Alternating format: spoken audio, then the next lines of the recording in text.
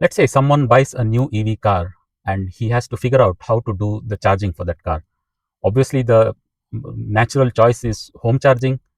But what if there is a public charging just around the corner of his house and they charge 15 rupees per unit and it's a slow AC charging? So, which one is better in this case? Is it home charging or is it public charging at this AC slow charging station? Do you want to take a guess? Okay, if you have taken the guess and you want to know whether you have won or not, well, you'll have to watch the entire episode for that. Hello, everyone. Welcome to Green and Clean YouTube channel. My name is Vittal.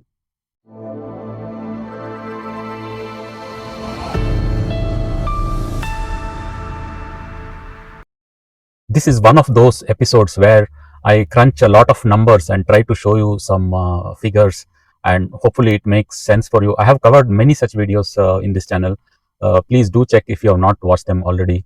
And if you like such content, a kind request to like, share, subscribe to the channel, press the bell icon, etc. etc. It helps me create more such contents in the future.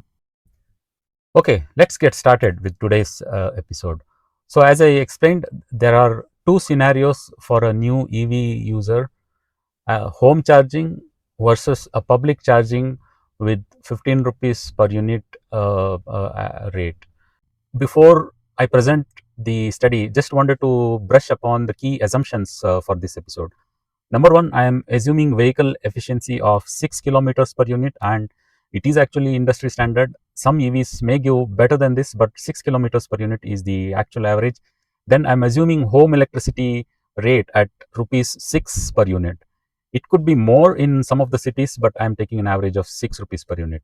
Public charging rate, I already discussed, it is assumed as 15 rupees per unit. And mind you, these are not DC fast charging stations. This is a AC slow charging station, which means it is good for your battery to charge at this station on a regular basis. And this public charging station is assumed to be somewhere close to your home, like a walking distance or something like that.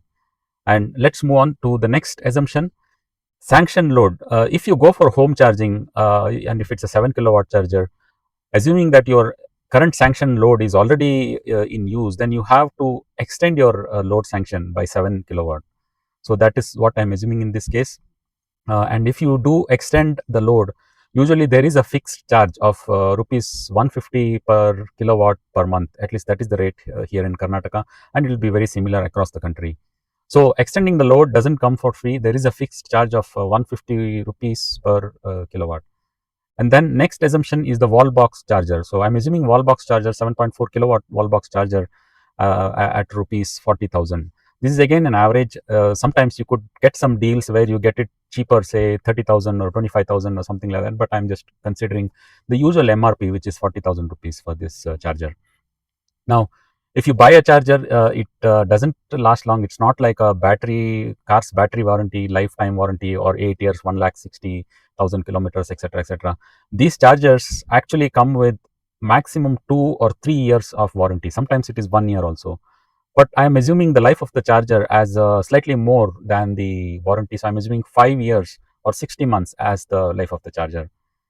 And then if you extend the load for this charger, then you will incur a one-time cost, because the electricity board would ask for some commissions, some load extension charges, etc. I have taken it at a conservative rupees 15,000. This could be more. When I tried to extend my load, it was way more than this, but maybe I didn't negotiate, but I will consider this as rupees 15,000. And then I'm assuming that this load extension cost, you will bear it over the next 10 years, which is kind of a good calculation, if you ask me. So those are the key assumptions. So what does it mean for fixed monthly cost for home charging? You will have to bear the cost of the fixed charge, which is 7 kilowatt into 150, so it comes to around 1,050 rupees per month. And then the charger depreciation, so as I said, 40,000 rupees divided by 5 years, which is 60 months, so it comes to roughly around 667 rupees per month. Then the load extension amortization, which is 15,000 divided by 10 years, so it roughly comes to about 125 rupees. And if you add all of this together, there is a total fixed monthly cost of rupees 1,842 already, irrespective of how many units you consume. and the variable cost in case of home charging is 6 rupees per unit divided by the efficiency, which is 6 kilometers. So it is 1 rupees per kilometer. So lot of people you would have heard saying that home charging costs only 1 rupee or less than 1 rupee per kilometer, but they are forgetting the fixed cost, which is also significant and you can't really ignore it. So it is, home charging is not just 1 rupees, it is somewhat, it is a bit more than 1 rupees. And in the case of public charging, it's straightforward rupees 15 per unit. There is no other component that we need to add. Now let's look at the graph. If you can see here, it's there is a point where the orange line, which is public charging, meets the green line, which is the home charging, and it meets somewhere around 1228 kilometers per month of running. Let me explain this with a table. So if you see this table here, if you are driving 500 kilometers a month, then your home charging cost is a fixed charge, which is 1842 plus 500 rupees, which comes to around 2342 rupees. But if you charge it at public charging station, which is at 15 rupees per unit, then it's only 1250 rupees per month. So public charging is way cheaper. It's almost half of the home charging if you are driving only 500 kilometers in a month. If you drive 1000 kilometers, the costs are 2842 rupees versus 2500 rupees. Public charging is still cheaper. And to be honest, in India, average private car is driven only about 25 kilometers per day or something like that, and it comes to roughly within these figures. So next, you can see the break-even point, 1228 kilometers. This is the point where both home charging and public charging are almost equal. So 3000 rupees, 3070 rupees to be precise for both options. But if you drive much more than these in a month, let's say you drive 4000 kilometers a month, then your home charging is significantly lower, almost half of public charging. So it is around 5842 rupees for home charging versus 10,000 rupees for public charging. So what does this mean? If you are somebody who's driving less than 1230 kilometers per month, then for you, such a public charging is financially cheaper. And remember, it takes away a lot of other risks and headache that you might have to bear with if you have a home charger. You know, some parts may trip, an MCB may trip, then you will have to replace the MCB, or there is some sort of a risk where you are running too many loads at home, and then you have a risk of exceeding the sanctioned load.